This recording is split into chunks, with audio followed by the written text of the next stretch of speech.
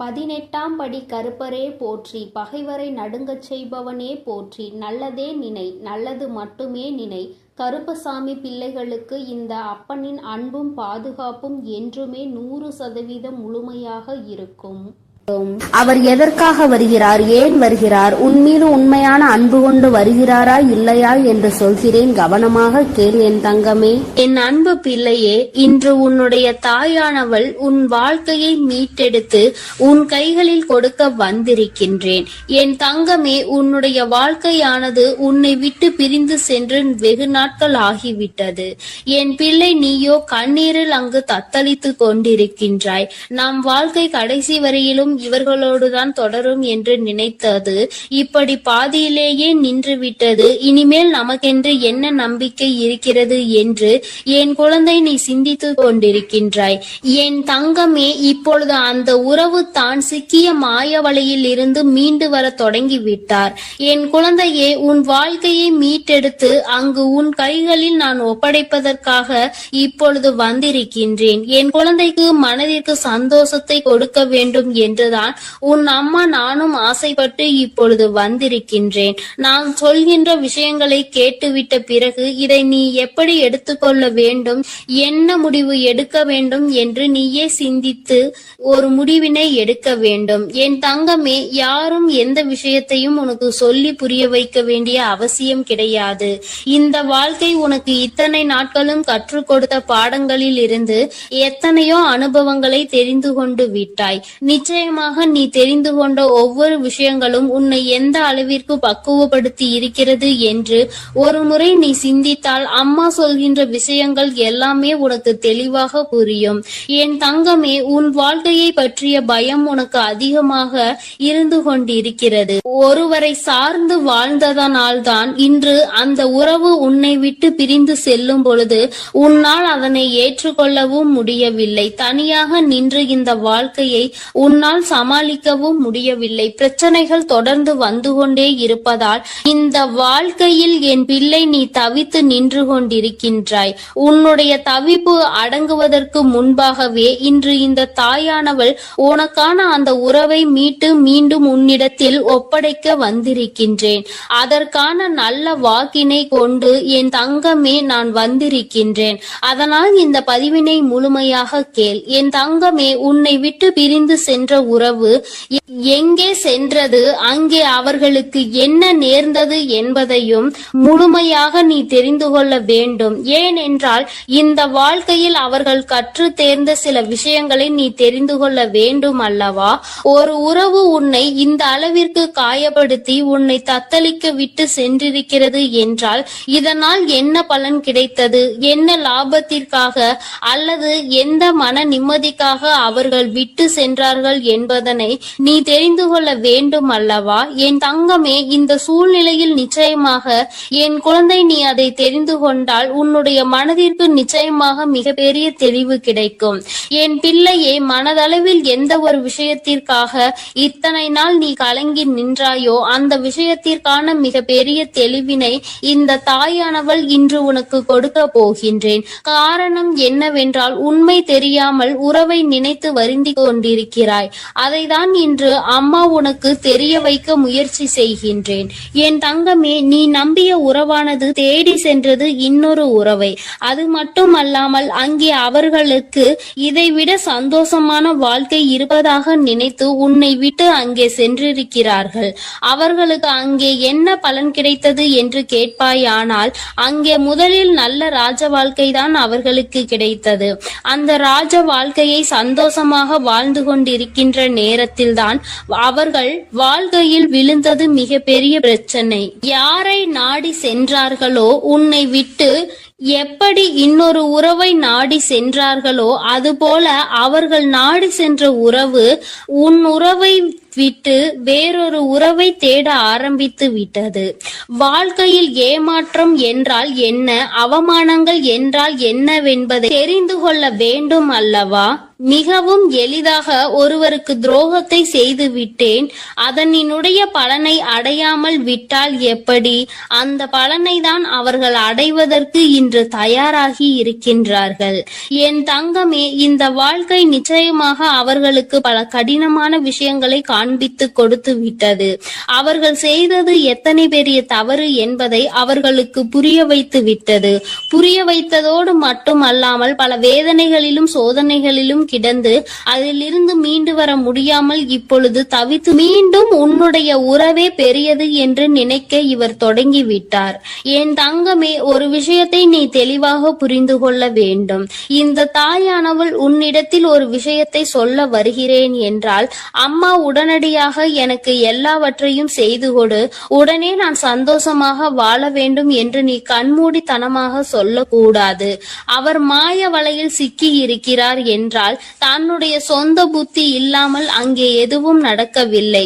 தன்னுடைய வாழ்க்கை, அதிலும் தன்னை நம்பிய ஒரு உறவு, தன்னை விட்டால் யாருமே அந்த உறவுக்கு இல்லை என்கின்ற நிலை, இந்த நிலை எல்லாம் உணர்ந்த பிறகும் கூட ஒருவருக்கு துரோகத்தை செய்ய முடிகிறது என்றால், இவர்கள் மீண்டும் உன்னை நாடி வந்து உன்னோடு இருக்கும் பொழுது வேறு ஒரு உறவை தேடினால் அதனால் தவறு யார் மேல் வரும் என்பதை ஒருமுறை நீ சிந்தித்து பார்.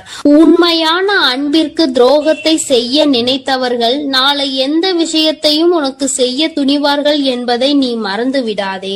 இவர்கள் நினைப்பதை நடத்துவதற்கான இடத்தை நீ கொடுக்க கூடாது. ஒரு முறை ஒரு தவறு உன் வாழ்க்கையில் நடந்து விட்டது. இதிலிருந்து மீண்டு வர முடியாமல் நீ தவித்து நின்று கொண்டிருக்கின்றாய். என் தங்கமே, அப்பேற்பட்ட சூழ்நிலையில் அதே உறவு மீண்டும் ஒன்றை சொன்னால் அதை நம்புவதற்கு நீ முட்டாளாக இருந்து விடாதே. மாய வலையில் இருந்து மீண்டும் பேசுவதற்கு அவர்களுக்கு சுயமாக வேறு காரணங்கள் வரத்தான் செய்யும். ஒருவர் வாழ்க்கையை கெடுத்து இன்னொருவருக்கு சந்தோஷத்தை கொடுக்க நினைக்கின்ற உறவுகள் தன்னுடைய சுயநலத்தை மட்டுமே முன்னெடுத்து வைக்கின்றார்கள். உறவுகள் ஒரு நாளும் வாழ்க்கையில் உனக்கு தேவை கிடையாது என்பதை முதலில் நீ புரிந்து கொள்.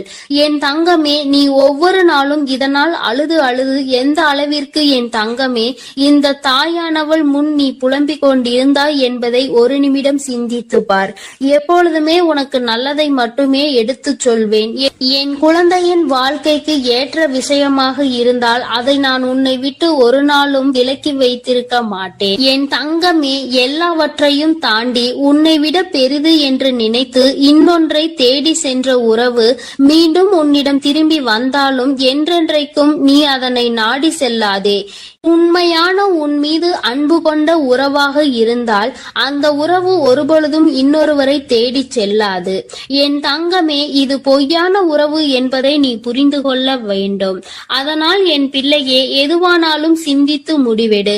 மீண்டும் ஒரு ஏமாற்றத்தை ஒருவேளை கொடுத்தால் அதை உன்னால் தாங்கிக் கொள்ள முடியும் என்று நீ நம்பினால் மட்டுமே இந்த வாழ்க்கையை நீ தேர்ந்தெடுக்கலாம்.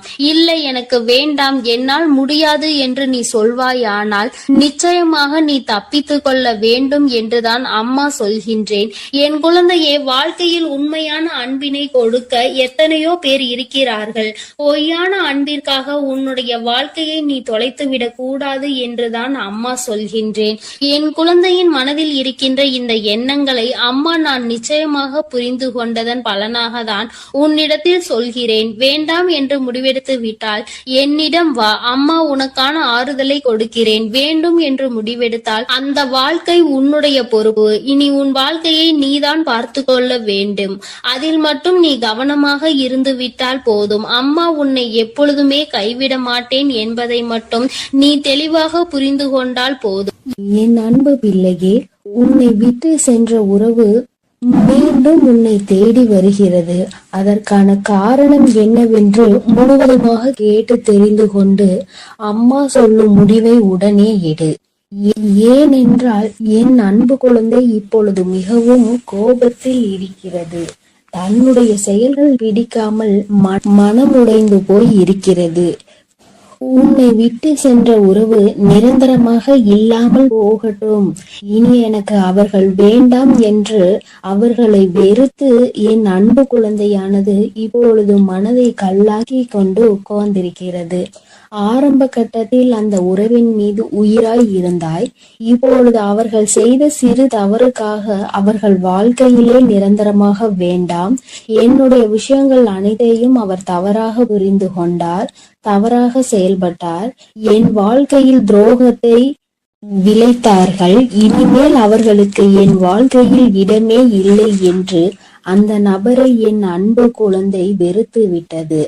ஆனால் அந்த தவறு அவர்கள் செய்தார்கள், நானும் அதை ஒப்புக்கொள்கிறேன். ஆனால் என் அன்பு பிள்ளையே, நீ மனதுருகி அழுதாய் அல்லவா? அதனுடைய கர்மா இப்பொழுது அவர்களை வாட்டி வதைத்து கொண்டிருக்கிறது. அவர்கள் வாழ்க்கையில் நரக வேதனையை அனுபவித்தார்கள். ஏனென்றால் என் அன்பு குழந்தை உண்மையாக இருந்தது, அவர்களையே முழுமையாக நம்பி இருந்தது.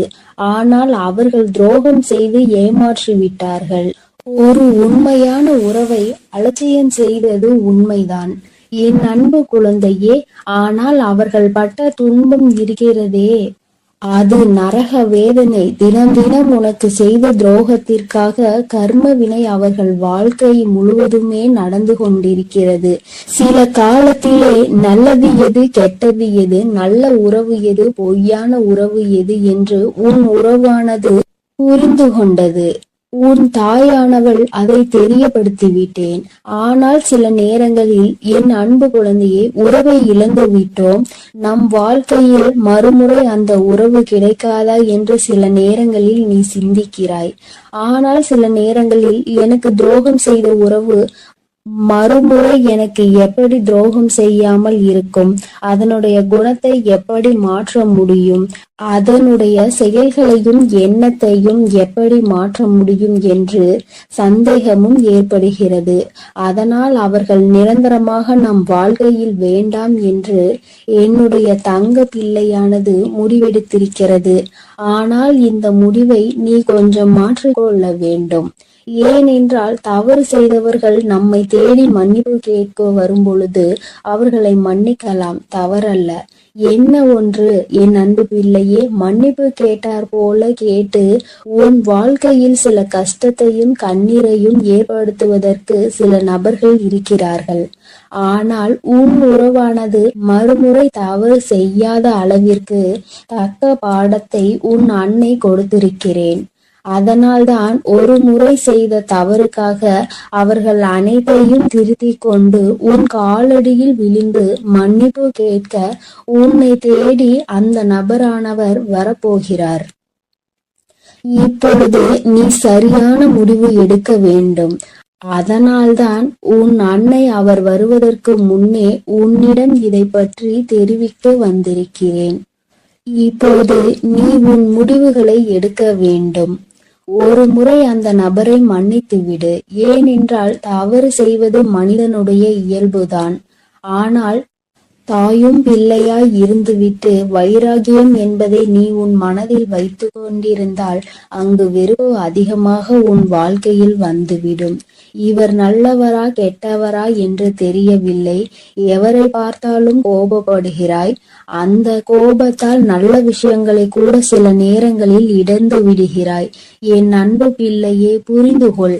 ஒரு சில நபர் உனக்கு துரோகம் செய்கிறார்கள், ஏமாற்றுகிறார்கள் என்றால் அனைத்து நபருமே ஏமாற்றக்கூடிய நபர் கிடையாது என்பதை நீ புரிந்து கொள்ள வேண்டும், தெரிந்து கொள்ள வேண்டும். உன் மனம் உடைந்தது உண்மைதான். துரோகம் செய்த நபரால் நீ ஏமாற்றப்பட்டது உண்மைதான். ஆனால் அதற்கெல்லாம் பதிலடி கொடுத்துதான் உன் காலடியில் நான் அவர்களை விழ வைப்பேன் என்று நீ கண்ணீர் வடிக்கும் பொழுது உனக்கு உறுதியளித்திருந்தேன். மறுமுறை நீ என்னை சந்தேகப்படுகிறாய். அவர்கள் முழுமையாக திருந்தினால்தான் உன் காலடியில் வந்து விழுவார்கள் என்பதை நீ மறந்து விட்டாயா? இப்பொழுது நீ அந்த நபரை ஏற்றுக்கொள்ளவில்லை என்றால் அவர்களுடைய வாழ்க்கை என்பது பாதை மாறி, பயணம் மாறி தவறான பாதையில் சென்றுவிடும். அதனால் வரட்டு கௌரவம் பிடிக்காது. அதிகமாக கோபத்தால் நாம் சிந்திக்கும் செயலானது, எடுக்கும் முடிவானது வாழ்க்கையை கெடுத்துவிடும். அதனால் உன் அன்னை சொல்லும் வார்த்தைகளை முழுமையாக நம்பி உன்னை தேடி உன் காலடியில் வந்து விழுகிறார்கள் என்றால் ஒரு முறை அவர்களுக்கு வாய்ப்பை கொடு. மீறி அவர்கள் தவறு செய்கிறார்கள் என்றால் அவர்களுக்கு நான் மிகப்பெரிய தண்டனையை நிச்சயமாக கொடுப்பேன். உன்னை ஏமாற்ற மாட்டார்கள் அவர்கள். ஏனென்றால் நீ ஒரு முறை மனவேதனையில் இருக்கும் பொழுது ஆறுதல் உரைக்க எனக்கு அந்த உறவுதான் வேண்டும் என்று என்னிடம் நீ கேட்டாயல்லவா? என் அன்பு பிள்ளையே, உன்னுடைய ஆசையை நிறைவேற்றுவதற்காகத்தான் நான் உன் உறவை திருத்தி இப்பொழுது உன்னிடமே ஒப்படைக்க போகிறேன். இது உன் அன்னையின் கடமையும் கூட. என் பிள்ளைக்கு என்னென்ன வேண்டும் என்பதை பார்த்து பார்த்து செய்வது ஒரு அன்னையான என்னுடைய கடமை அல்லவா? என் அன்பு பிள்ளையே, அதனால் நீ கொஞ்சம் சிந்தித்து ஒரு நல்ல முடிவை எடு. வரட்டு கௌரவம் பிடித்து கொண்டு பழைய விஷயங்களை பேசி பேசி அவர்களை அலட்சியம் செய்து விடாதே. ஏனென்றால் உன்னை அவர் தேடி வரப்போகிறார்கள்.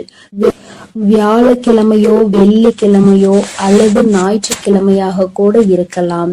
இந்த 3 தினத்தில் உனக்கு துரோகம் செய்த உறவும் ஏமாற்றிய உறவும் நரக வேதனையை அனுபவித்து தக்க பாடத்தை கற்றுக்கொண்டு உன் தாயின் லீலைகளால் அவர்கள் இனி சின்ன எறும்புக்கு கூட துரோகம் செய்யாத அளவிற்கு மாறி உன்னை தேடி இப்பொழுது வரப்போகிறார்கள். தாயானவள் அவர்கள் வாழ்க்கையில் தகுந்த பாடத்தை கற்றுக் கொடுத்திருக்கிறேன். நல்ல பாடத்தையும் புகட்டி கொண்டிருக்கிறேன். நம்பியவருக்கு துரோகம் செய்தால் என்னென்ன பலன் கிடைக்கும் என்று, இரட்டிப்பு பலன் கிடைக்கும் என்று, அதுவும் என்னுடைய பிள்ளைகளை ஏமாற்றினால் என்ன பலன் கிடைக்கும் என்று அனைத்தையும் உன் உறவானது இப்போது புரிந்து கொண்டது. அதனால்தான் உன் காலடியில் வந்து விழப்போகிறது நிரந்தரமாக. எல்லாம் எதற்காக செய்தேன் தெரியுமா? நீ வடித்த கண்ணீரும் உண்மையான உன்னுடைய பக்தியும் உண்மையான அன்பும் உன்னிடம் இருக்கும் நேர்மையும் இதனால்தான். உன் தாயானவள் நான் இதை உனக்காக செய்திருக்கிறேன். உன்னை எவர் ஏமாற்றினாலும் உனக்கு எவர் துரோகம் செய்தாலும் உன் தாயானவள் ஒருபோதும் பொறுத்து கொள்ள மாட்டேன். அவர்களுக்கு அதற்கான இரட்டிப்பு பலனாக தண்டனை கிடைத்தே தீரும். அதனால் என் வார்த்தைகள் மீது நம்பிக்கை கொண்டு நான் சொல்லக்கூடிய முடிவை எடுத்துவிட்டால் உன் வாழ்க்கையில் சந்தோஷம் என்பது நிரந்தரமாக இருந்துவிடும். உன் உறவு காலடியில் வந்து விழப்போகிறது. அதை மனமாற ஏற்றுக்கொண்டு வாழ பழகு. பழைய விஷயங்களை பேசாதே. பழைய விஷயங்களில் புத்தி காமித்தால் பழைய நிலைக்கு மாறுவதற்கு சிறிது காலம் எடுக்காது. ஆனால் திரும்பி வரும் பொழுது அவர்களை பழைய விஷயத்தை சொல்லி சொல்லி காமித்து அவர்களை மென்மேலும் கஷ்டப்படுத்த கூடாது. பிறகு அவர்கள் வாழ்க்கையில் தவறான முடிவுகளை எடுத்து விடுவார்கள். அதனால்தான் உன் அன்னை இப்பொழுது இந்த முடிவை எடுக்க சொல்கிறேன். என் அன்பு பிள்ளையே, அதனால் நீ சிந்தித்து ஒரு நல்ல முடிவை சீக்கிரமாக எடுத்துவிடு. ஏனென்றால் அவர்கள் உனக்காகவே வந்து கொண்டிருக்கிறார்கள்.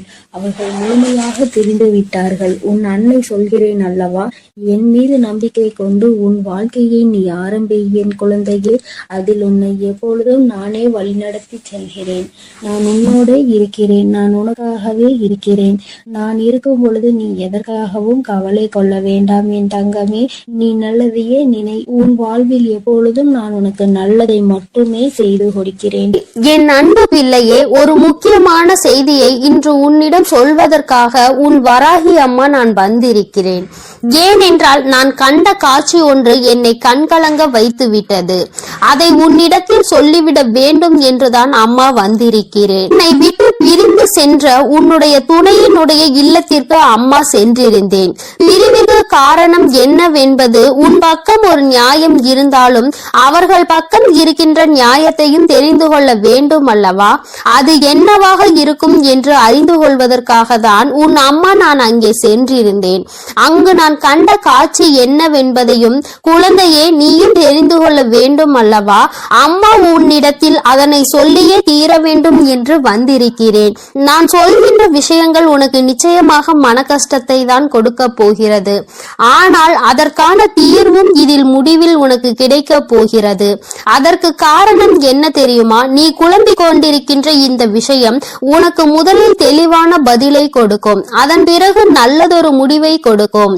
என் குழந்தையே, வாழ்க்கை துணை என்று அம்மா சொல்வது உனக்கு திருமணம் முடிந்த வாழ்க்கை துணையாகவோ அல்லது இப்பொழுது உன்னோடு பழகி கொண்டிருக்கிற உன்னுடைய எதிர்காலத்தில் உனக்கு துணையாக வரப்போகின்றவர் என்று நினைத்து கொண்டிருப்பவர் யாரோ ஒருவர்.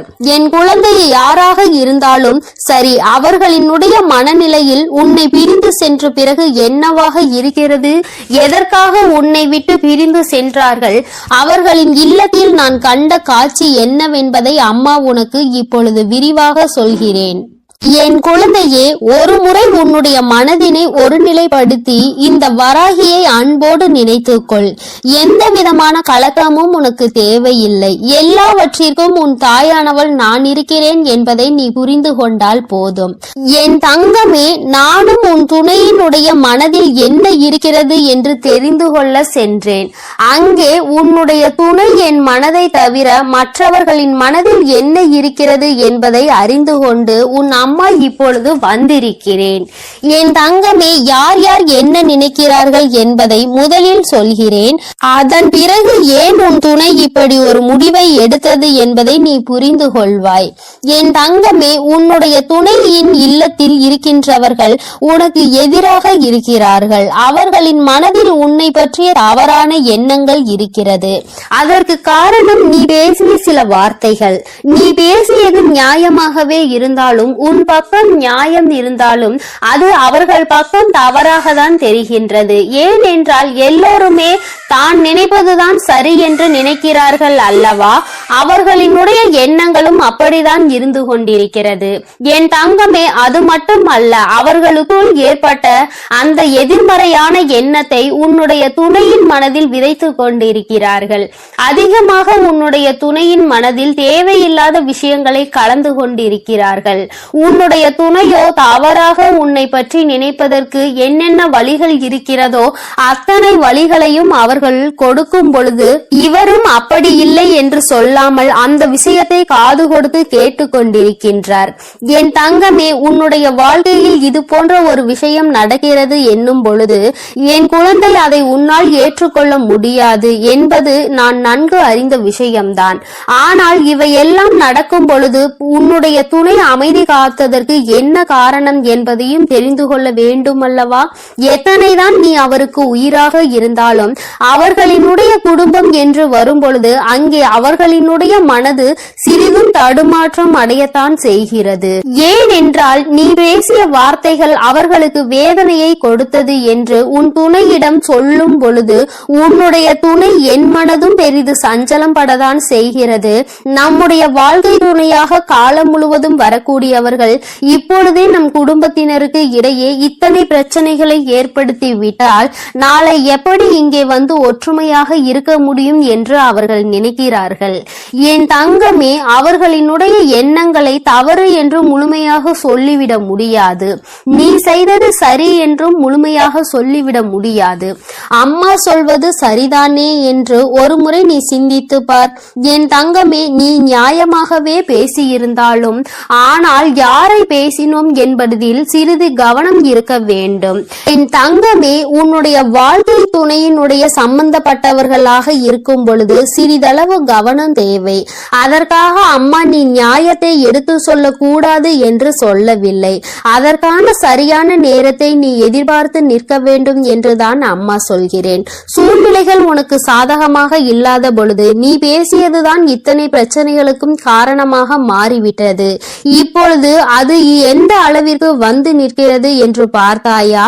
உன்னை உன் துணையிடம் இருந்து பிரிக்கின்ற அளவிற்கு சீட்டம் தீட்டுகின்ற அளவிற்கு இந்த விஷயம் தொடங்கிவிட்டது.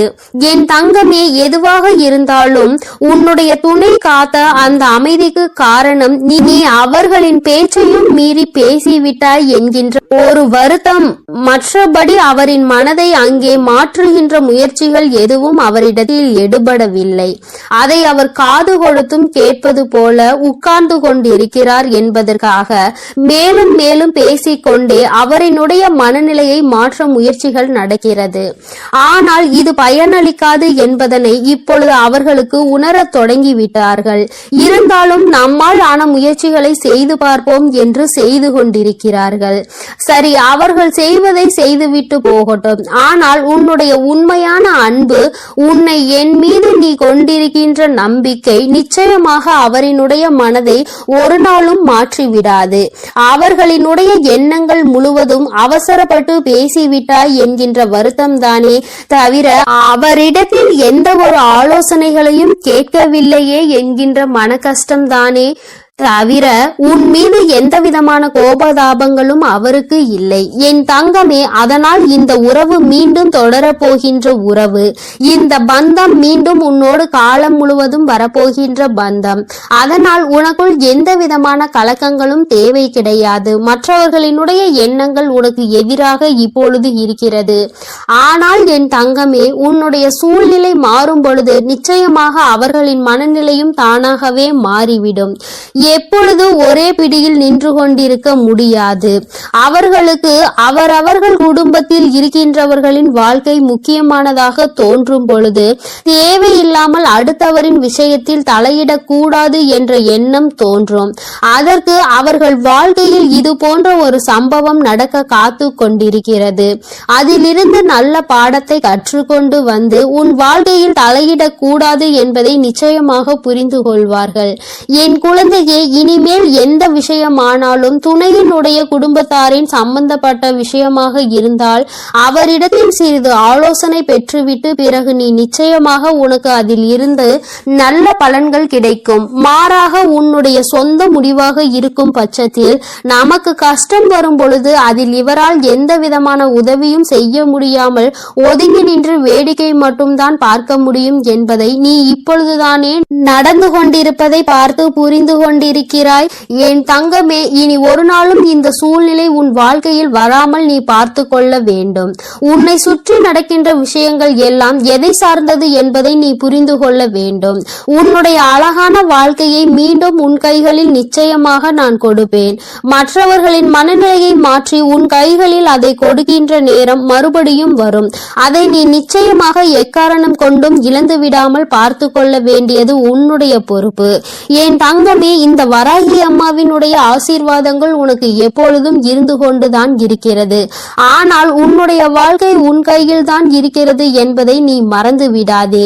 சர்வ நிச்சயமாக இந்த வராகியானவள் கொடுத்த வாக்கினை நிச்சயமாக நிறைவேற்றி காட்டுவாள். நான் உன் வாழ்க்கையை உன் கைகளில் கொடுக்கிறேன் என்று சொல்லி இருக்கிறேன் அல்லவா? சர்வ நிச்சயமாக உன் வாழ்க்கையை நான் உன் கைகளிலேயே ஒப்படைப்பேன். அதுவரையிலும் நீ சற்று பொறுமையாக நம்பிக்கையோடு காத்திருந்தால் மட்டும் போதும். நடப்பது எல்லாம் என் அன்பு பிள்ளைக்கு இந்த கருப்பனின் ஆசீர்வாதமும் அன்பும் என்றுமே முழுமையாக இருக்கும். வேண்டும் வரம் தருபவனே போற்றி, வேட்டை பிரியனே போற்றி போற்றி.